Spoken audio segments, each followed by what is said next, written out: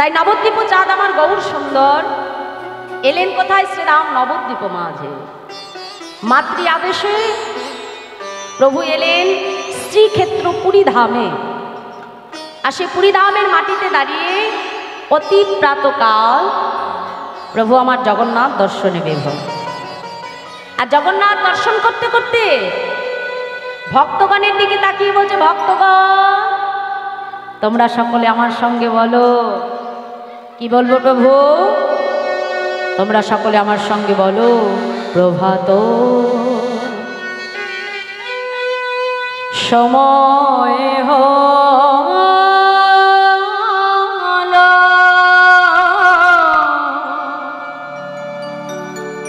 কৃষ্ণ কৃষ্ণ বলো, প্রভাত সময়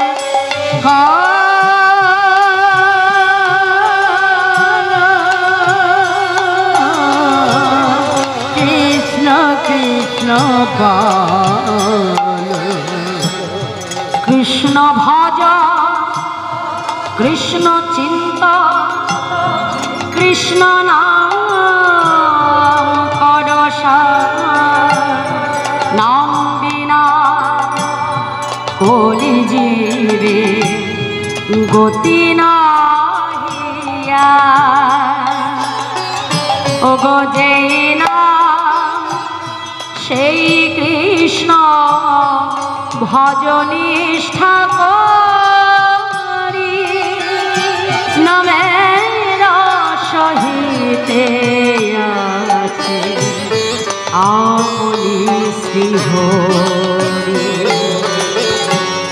নাম ভজনা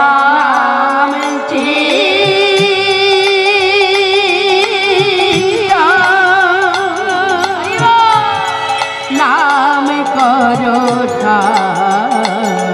হরি বল, হরি বল, হরি বল, হরি বল, হরি বল, হরি বল,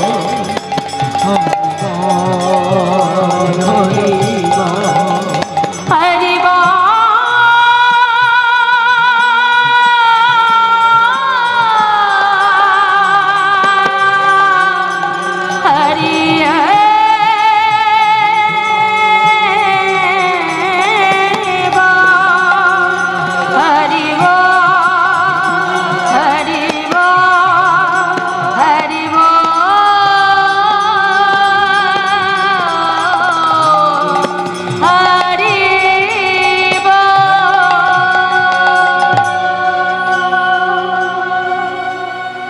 প্রভুর পশ্চাতে এসে দাঁড়ালেন অগণিত ভক্ত,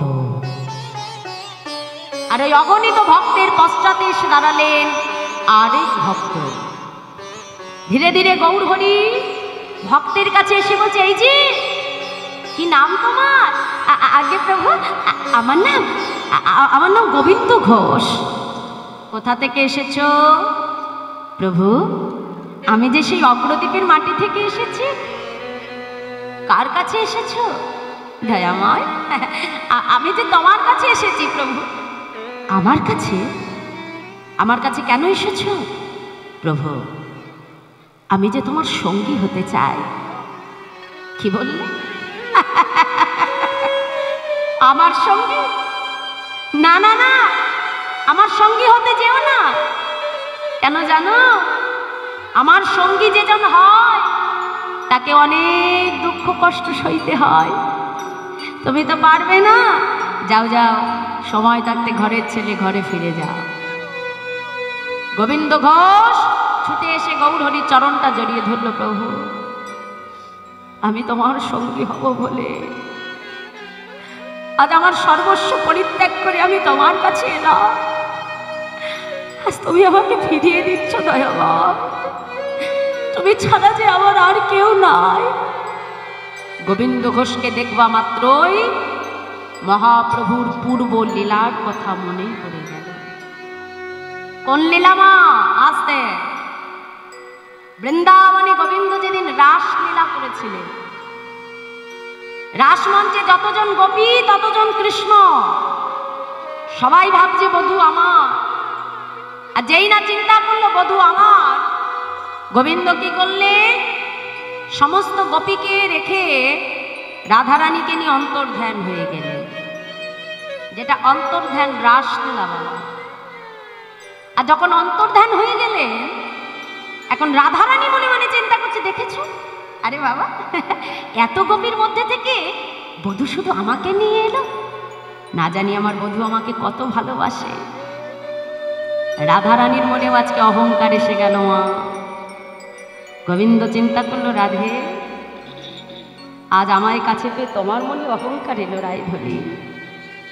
শুনে রাখো, এই সংসার মাঝে আমি শুধু তোমার একা নই রাধে, এ জগতে তোমার মতো করে কোনো ভক্ত যদি আমায় ভালোবাসে, তোমার মতো করে কোনো ভক্ত যদি আমায় সেবা দেয়, আমি যে তৎক্ষণাৎ সেই ভক্তের হয়ে যাই রাধে। তাই রাধারানীর মনের অহংকার দূর করবে বলে গোবিন্দ রাধারানীকে বনের মধ্যে একা রেখে অন্তর্ধ্যান হয়ে গেলেন। এখন গোবিন্দকে হারিয়ে যখন রাধারানী কাঁদছে বাবা, সেই অষ্ট সখীর মধ্যে এক সখী যার নাম রঙ্গদেবী সখী, চৈতন্য চৈতামৃতে বলা হয়েছে যার আর এক নাম কলাবতী সখী। রাধারানীকে খুঁজতে খুঁজতে যেই না গভীর বনে এসে পৌঁছালো, এসে দেখে রায় ধূলিক্রন্দন করে, ডেকে বলছে, হ্যাঁ রে রাধে, তোর বধূ যদি তোকে এতই ভালোবাসবে তবে বল এই গভীর বনে তোকে একা রেখে কেন সে চলে গেল? হ্যাঁ রে রাধে, তোর বধূ যদি আর কখনো তোর কাছে ফিরে না আসে, সখী আজ আমার এহেন দশায় এমন কথা বলতে পারলি? আমি রাধারানী তার বধূকে হারিয়ে কাঁদছি,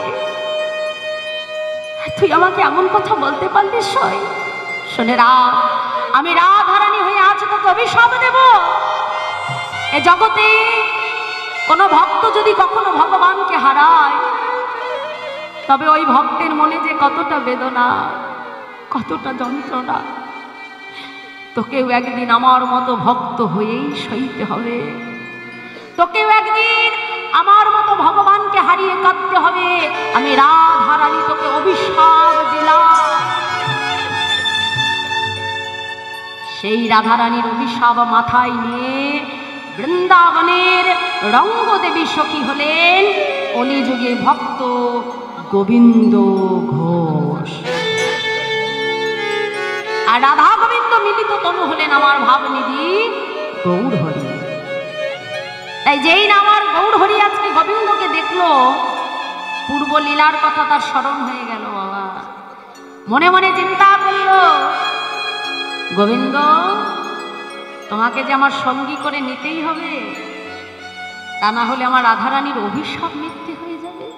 হ্যাঁ বেশ বেশ, ও গোবিন্দ শোনো শোনো, আজ থেকে তুমি আমার সঙ্গী হলে। আর যখন থেকে সঙ্গী করে নিল না মা, তখন থেকেই শুরু হয়ে গেল ভগবানের কাছে ভক্তের কঠিন পরীক্ষা। হঠাৎ করে একদিন গোবিন্দ ঘোষকে ডেকে বলছে, গোবিন্দ তুমি তো বহুদিন হলো নীলাচলে এসেছো, জগন্নাথকে দর্শন করেছো গোবিন্দ? প্রভু আচ্ছা কোন জগন্নাথের কথা বলছো? কেন, মন্দিরে যে জগন্নাথ রয়েছে আমি সেই জগন্নাথের কথা বলছি। প্রভু মন্দিরে যে জগন্নাথ সে তো অচল জগন্নাথ, চলতেও পারে না আবার কথাও বলতে পারে না। কিন্তু জানো দয়াময়, আমি যে জগন্নাথ দেখেছি সে চলতেও পারে আবার কথাও বলতে পারে। হ্যাঁ হ্যাঁ গো গোবিন্দ, সচল জগন্নাথ তুমি কোথায় পেলে? কেন প্রভু তুমি জানতে চাও সচল জগন্নাথ কোথায় পেলাম? শোনো শোনো প্রভু, এই যে তহু জগন্নাথ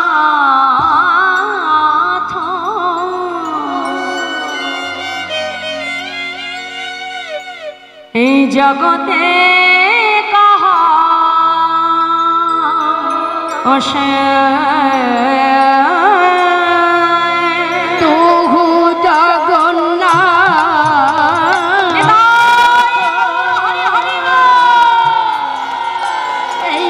জগতে কাহায়ুতে জগ বহি নহি মই ছোড়ি। হে মাধব জগময়ী নদী করু তো মাধব দেয় তুলসী তিল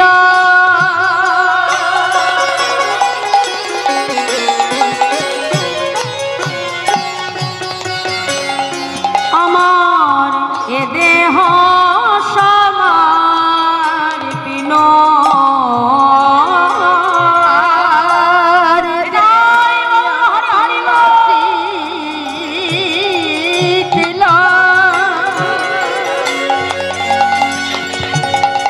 আমার দেহ সমর্পিল দয়া যেন না ছাড়ো মোরে। হে মাধব তুমি নচি করি হে মাধব প্রভু আমি ওই চরণে সব সপিলা আমি ওই চরণে সব সপিলা প্রভু আমি ওই চরণে সব সপিলা আমি ওই চরণে সব সপিলা আমার জাতি কুলমা লজ্জা ধৈরা আমি ওই চরণে সব সপিলা আমার জাতি গুলো মান লজ্জা ধর্ম ওই চরণে সব সপিলা আমার জাতি কুলমা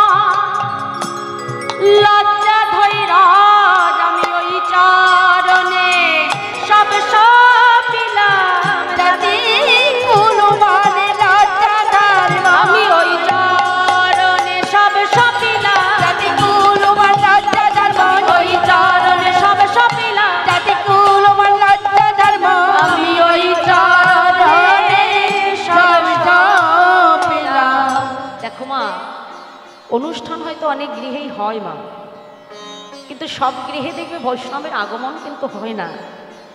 কারণ আপনি যদি কোনো বাড়িতে বলতে যান, সবার আগে আপনার মনটা, যেটা বলি মনুষ্যত্ব, আপনার ব্যবহার, আপনার আচরণ, আপনার ভালোবাসা, এইটাই মানুষ লক্ষ্য করে। দেখবেন গ্রামে এমনও মানুষ আছে কেউ মারা গেলে লোকে বলে যে মারা গেছে বাঁচা গেছে, তাই না? আবার এমনও মানুষ আছে কেউ যদি মারা যায় তার জন্য গ্রাম শুদ্ধ মানুষ কষ্ট পায়। তাহলে কেন পায় মা? তার ওই যে ভালোবাসা, তার ব্যবহার, এটাই মানুষ মনে রাখে।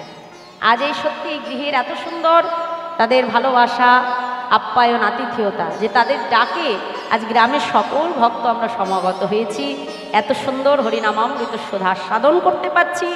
তাই তোমরা সবাই মিলে তো হাত ধরে আশীর্বাদ করো যেন এমনভাবেই তারা গৌর গোবিন্দ কৃপা পায়। নিতাই গৌর হরি বল, তার সঙ্গে সাধু গুরু বৈষ্ণবের চরম ধুলি অঙ্গে বাঁধতে পারে। নিতাই গৌর হরি হরি বল হরি বল রাধে রাধে।